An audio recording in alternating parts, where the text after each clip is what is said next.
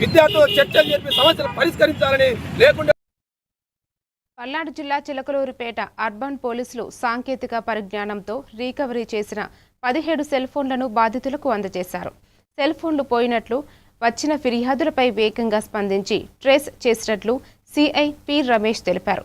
Phone పోయిన వెంటనే పోలీసులకు ఫిర్యాదు చేయాలని, ప్రజల ఆస్తుల రక్షణకు పోలీసులు కట్టుబడి ఉన్నారని ఆయన వెల్లడించారు. పోలీస్ స్టేషన్లో ఈ మొబైల్ ఫోన్స్ పోగొట్టుకున్న బాధితులందరికీ సుమారు 17 మందికి ఈవేళ 17 ఫోన్లు రికవరీ చేసి వారందరికీ కూడా మా సమక్షంలో అందించడం జరిగింది.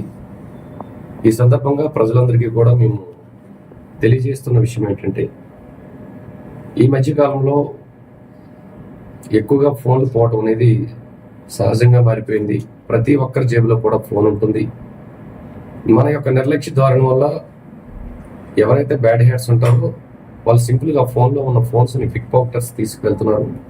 నెంబర్ ఆఫ్ ఫోన్స్ ఈరోజు సిఈఐఆర్ పోర్టల్ ద్వారా రికవరీ చేస్తున్నప్పటికీ కూడా ఫోన్లు రెగ్యులర్గా పోతూ ఉన్నాయి. అయినప్పటికీ మేజర్ రికవరీ జరుగుతూ ఉంది. ఎప్పటికప్పుడే మేము ఫోన్స్ అందిస్తున్నాం.